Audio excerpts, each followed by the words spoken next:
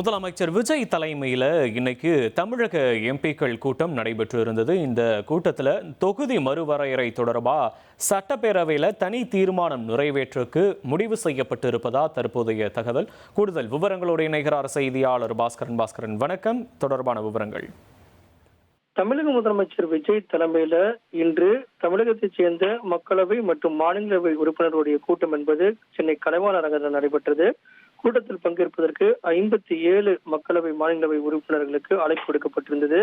இதில் காங்கிரஸ் 11 பேரும், விடுதலை சிறுத்தைகள் கட்சியின் சார்பாக 2 உறுப்பினர்களும், இந்திய கம்யூனிஸ்ட் கட்சி, மார்க்சிஸ்ட் கம்யூனிஸ்ட் கட்சியின் சார்பாக 2 தலா உறுப்பினர்களும், இந்திய யூனியன் முஸ்லீம் லீக் சார்பாக ஒருவரும், மதிமுக சார்பாக ஒருவரும், மொத்தமாக 19 மக்களவை மாநிலவை உறுப்பினர்களால் பங்கேற்றார்கள். இந்த கூட்டத்தின் வாயிலாக மத்திய அரசால் உத்தேசிக்கப்பட்டிருக்கக்கூடிய தொகுதி மறுவரை குறித்து விரிவாக விவாதிக்கப்பட்டது.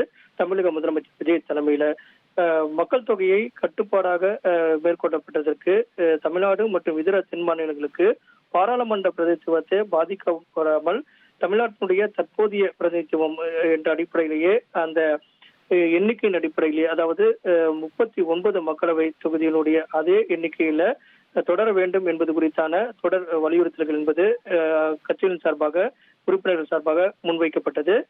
பாராளுமன்ற உறுப்பினர்களுடைய எண்ணிக்கை தற்போது 543 இருக்கிறது. அந்த உறுப்பினர்கள் பாராளுமன்றத்தில் கிடைக்கக்கூடிய வாய்ப்பு என்பது குறைவாகவே இருக்கிறது.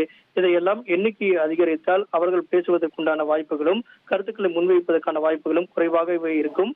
அமெரிக்கா உள்ளிட்ட நாடுகள்ல இந்த பாராளுமன்ற உறுப்பினருடைய எண்ணிக்கை மக்கள் தொகைக்கு ஏற்ப அதிகப்படுத்தப்படவில்லை என்பதை எல்லாம் சுட்டிக்காட்டியிருக்கார்கள்.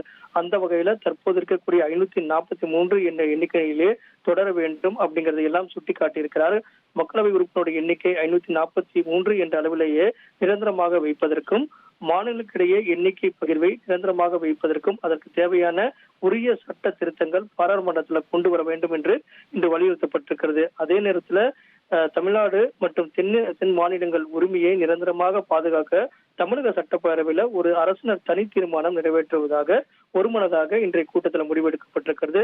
அந்த வகையில பார்க்கும்போது தமிழக முதலமைச்சர் விஜய் தலைமையில நடைபெற்ற இந்த கூட்டத்தின் வாயிலாக தமிழ்நாட்டினுடைய பிரதிநிதித்துவம் மற்றும் முக்கியத்துவம் தொகுதி மறுவரை செய்வதன் மூலமாக பாதிக்கும் என்பதால் நாடாளுமன்றத்துல எண்ணிக்கை மற்றும் தொகுதி மறுவரை கைவிட வேண்டும் என்ற வலியுறுத்தல் மேற்கொள்ளப்பட வேண்டும். தற்போது இருக்கக்கூடிய நிலையை தொடர வேண்டும்.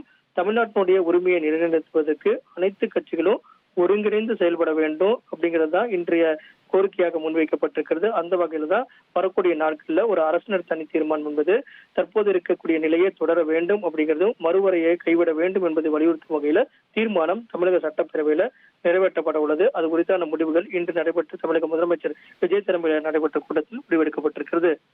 உங்களுடைய விரிவான விவரங்களுக்கு நன்றி பாஸ்கரன். இனி செல்லும் இடமெல்லாம் செய்தி. தந்தை டிவியின் வாட்ஸ்அப் சேனலை ஃபாலோ பண்ணினா செல்ல இருக்கும் இடமெல்லாம் செய்தி.